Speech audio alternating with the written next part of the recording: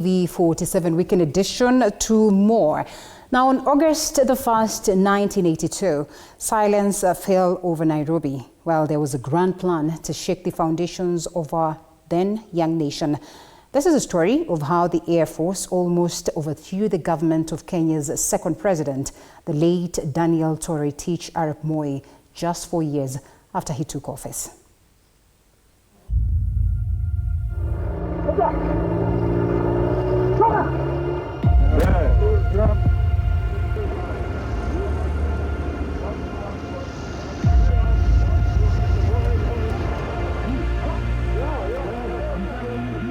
Nataka niseme kwamba yale yaliyotokea leo asubuhi kwa muda mfupi iliyoletea wananchi wasiwasi mwingi. It was sort of bad. It was terrible. It was a shaking moment. It was the darkest day in the history of this country.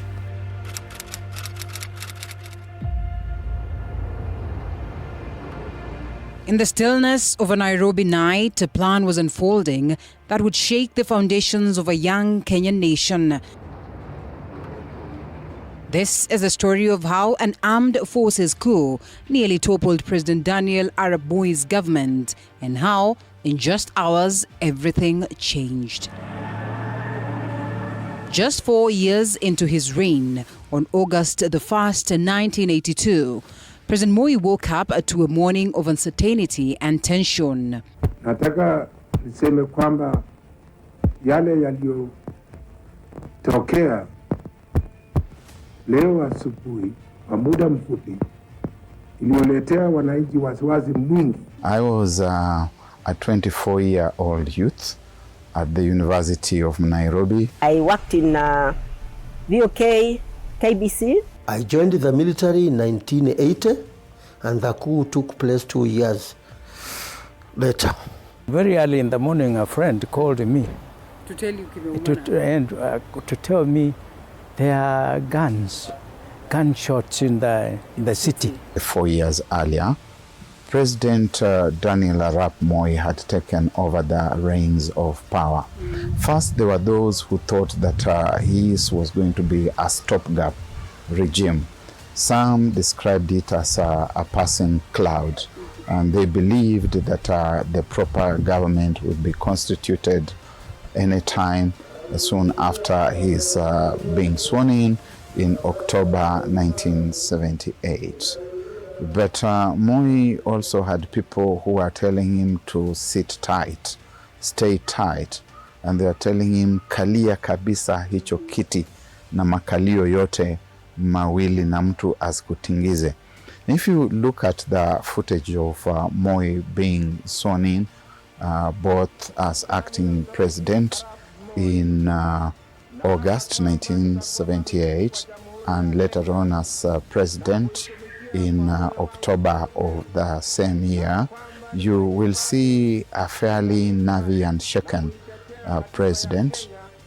You will even see from the tremor in his voice, the inflection, and all that there was some degree of uncertainty. Maybe he was still mourning his departed friend and boss, or maybe it was his way of responding to this passing cloud thing.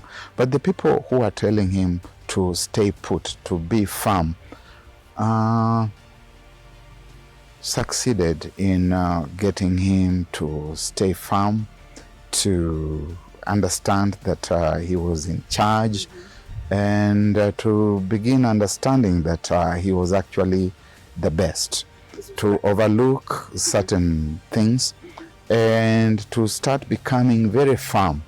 And therefore, anyone who started saying anything that was contrary to what the president was saying was labeled anti-Nyayo, and the president was being encouraged to clamp down very hard. The Kenya Air Force, feeling marginalized and discontented, became the breeding ground of dissent. At the center of this conspiracy, Hezekiah Ochuka, and a handful of fellow service members. This Ochuka wanted to be the president in his lifetime. So it was even evidenced by he had written a desktop that is the next president of the Republic of Kenya. So Obuon and Pancras told him, let us now take this government. So they discussed it and they wanted now to take over the government. And on July, the end of July, August, the Ochuka had a meeting, a discussion, how to execute this plot. So wakakaa chini katika kiwanja cha Umoja, football ground, usiku. It was a very scary moment, you know, knowing that, and the problem is if you knew, and we knew, and Africa had gone through such things like military coups were feared, and now, you know, immediately you began to think, how are we going to go? You know, when there's fear in society, it's not just the citizens who are afraid. Even those who are in power are afraid. And I can read fear in President Moi, believing that there are people who are going to take over from him. Ochuka had already was being assisted by one Bramwell, Jeremiah Njeni, and that one was in Laikipia Air Base in Nanyuki. And this Njeni, Bramwell, took over 3 officers. These 3 officers were forced to fly fighter jet 5 and a strike master with 2 missions. One was to bomb State House. The other one was to bomb headquarters of GSU, General Service Unit headquarters. But that Mutua captain was very clever. He knew that Bramwell did not fly the hiyo ndege ya jet 5. So akaivingilisha, he did maneuver there. And they were communicating in a secret channel with the other pilot. So hizo bomu zikarushwa Mount Kenya. Now they came back again to Laikipia Air Base without Bramwell knowing what had happened. So that mission actually failed. History has it that meetings for planning the coup happened in Nairobi's Umoja estate, where Ochuka convinced his group that support from neighboring countries and even the Soviet Union would follow their lead if they succeeded. The plan was known even by the president and senior military officers. But during that time, Moi was so powerful, nobody would think that he would be overturned. But there was a problem. Obuon was popular because he was the chairman of the mess of the airmen, wale askari wa kawaida. So akaona kwamba yeye anaweza kuwa chairman wa kitu kinaitwa People's Redemption Council, which would rule Kenya after the coup. Lakini Ochuka also had influence with the other soldiers. So they recruited, all of them recruited soldiers, and they were fighting over who would be the chairmanship. But they're almost fighting, but Sergeant Pancras Okeo akaambia Oburo, stand down, so that Ochuka takes over, now execute this plot. But later on, they would kill Ochuka. But Ochuka was so clever, he knew, he suspected. So around him, he put some soldiers, wamfanya nini, wamlinde. And that is what happened. While information was already filtering up, intelligence services knew something was amiss, but action was delayed. August 1982, at 3 a.m., the execution went on and they took over the Isili Air Base, which now is known as Moi Air Base. And then at around 3 a.m., 4 a.m., Embakasi garrison fell in their hands. And then Sergeant Pancras Okeo Okumbuere with Ochuka went to the studio. By then it was Voice of Kenya. So we came, and in town we saw some uniformed guys. We just thought it was just police doing usual patrols. We didn't think much about it, actually. We just rode. There was no problem. We went to the station. And at the gate, that is when we were ambushed. And we just didn't know what it was about. Yeah, it was guns and lift your hands and who are you? And we had to explain ourselves. Of course, having come all the way, and that is when it started, you know, we realized something was amiss, and yet we didn't notice, we didn't even think much of it. They just wrote things on paper and told us, read this, yeah? And you're reading that this is VOK and the government has been withdrawn. You know, the usual. I mean, if you can get the recordings, I won't remember the exact wordings, yeah? The voice that we had on radio at that time was the voice of Swale Athmani Mumina, who was supposed to have been the continuity announcer on idhaa ya taifa ya Sauti ya Kenya on that Sunday morning. And he was telling us that the government had been taken over by the armed forces to end what they described as the dictatorial regime of KANU and President Daniel Arap Moi. And they were asking us to remain in our homes, to be peaceful and patient, and that in the full order of time, they were going to tell us what exactly was going on. It was a main guy who would once in a while come on air himself. And do you remember their name? I mean, it was a main guy, Ochuka, the leader, okay. Of course. Yeah, I remember him. I mean, for your information, he spent most of the time at VOK in my studio, in the English service studio. For whatever reason, that is why he spent most of the time. So he would come and, you know, announce himself, you know, that the government has been withdrawn, people should stay indoors. I mean, all those things. He would do it himself. You know, he would leave me to read. Once in a while, he would just do it himself. And we had to help find Lingala music. Oh, yes. That's what they wanted. That's what they wanted to play. The entire country was thrown into silence. You know, that's how it came. So it took quite some time at a later stage to discover that you had at a later stage the announcement of Ojuka, you know, talking about the government has been overthrown and this and that has been taken over. You know, you didn't. It was a surprise immediately. This gentleman ruled the country, if he ruled at all, for 6 hours. Rapid gunfire, military vehicles racing through empty streets, the halting silence of a city under siege. Kenyatta had already infiltrated the military na alijua kwamba watu wa Air Force wanataka kupendua serikali ya. So he told him, tafadhali president, nipe ruhusa ni arrest our watu. But akasema hapana ingilia, sitaki polisi. Moi akamwambia sitaki polisi waingilie nini mambo ya jeshi.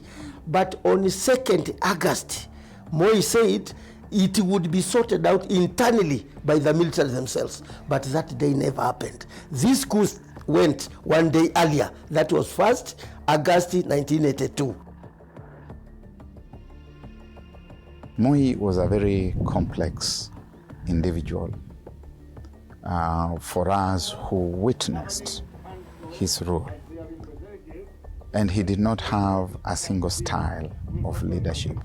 He could be benevolent, he could be this forgiving individual, this understanding person.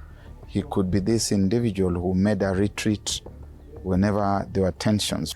But after that, he changed. Moi alikuwa mkali. He took over the administration. He never believed anything and akawa mkali zaidi. President Moi became very paranoid about that, because it must have been shaken, a lot. So he tightened up everything. From there, then the security and anything, and now the freedom of speech was, killed. Jaramogi Odinga, who was mentioned quite many times in the court martial, was arrested. Remember, Jaramogi was the vice president to Jomo Kenyatta. You understand? And his son also was mentioned, Raila Omolo Odinga, and he testifies in his book that he was mentioned in that coup. The fact that he was Aluo and the others, Moi turned against them and said, these are terrible people, and so he suffered very much from them. Him and some lecturers and some university students who took part, they were detained. You'd wake up on Saturday morning, the Daily Nation, the Standard, they are reading Mutunga detained, Mureithi detained, Mukaru detained, Haminwa detained, and so many other people detained.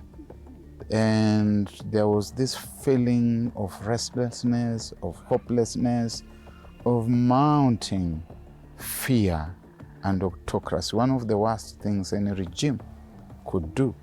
And the current regime had better learn from that. They say that I was the key witness for Ochuka because apparently he is known to have stayed also or spent time or announced a lot from the station. They have spoken a lot from the station. So there is no way that I wouldn't have really, known the face. Right. For people within the Kenya Air Force, the Air Force was dissolved and reconstructed afresh as Air Force 82, which after some years again would be varied to revert to the old statutory formation of Kenya Air Force. A lot of young people who worked for the Air Force came to the end of their military careers, and very many of them were jailed. They were court-martialed and given long sentences, 10 years, 15 years, 8 years. And the newspapers were very depressing to look at, as you saw the mugshots of those young people as they went to jail. Young families got destroyed. Futures for many kids who belonged to those people were destroyed. It was chaotic. It was bad. It was terrible. 900 soldiers were imprisoned. About more than 200 civilians died, plus non-Kenyans who were caught in that hulabalo of the war. And destruction in Nairobi. People looted in Nairobi during that weekend. The coup, as we are aware, was countermanded by the Kenya Army. The people who had been involved were the Kenya Air Force, and the Kenya Army turned the tables. It was you could say a turbulent time at that time with the clamor for change, yeah? But looking at the guys who are doing it, who are going to take control, I believe that's the best that happened, that we went back to normal and sorted out things, with time, yeah, but not through military coup. If that's military coup, I would rather that we don't ever go that way. Even the Gen Zs who were around struggling to say about 1 term or 2 terms, that should be here, not there, because any democratic process of overturning the government, it is there in the constitution. It is through the ballot. It is through the ballot. If you think otherwise, it is going to be very violent, and we can take this country to dogs. We are at the dawn of a social revolution. I can, anyone should take that to the bank, because the problem has been created, the problems created by him, beginning from the first president, the second, or the others have been accumulating today. And this is why we have the problem of the Gen Z coming up and saying, no, this is wrong. How do you explain the kind of impunity which is coming? Since independence, we have never had any big man being arrested and charged and thrown into prison. No, those are untouchable people, and then they have been stealing, nothing is happening with them. And now people have come of age of being deceived, and they feel, no, we have our right. So this one cannot, you can't stop what is going to happen. And when the younger Gen Zs say that they are not like their parents, they are actually wrong, because their parents fought for this space that they enjoy today, that you can even afford to stand there and say Ruto must go. It is space we fought for, to place there for you to be able to say Ruto must go and still go home and sleep. Never mind that some are abducted and are killed. And now it is for the Gen Zs to carry on with that mission. Hopefully the Gen Alphas and the ones after those will have a good time. Linda Alela, TV 47.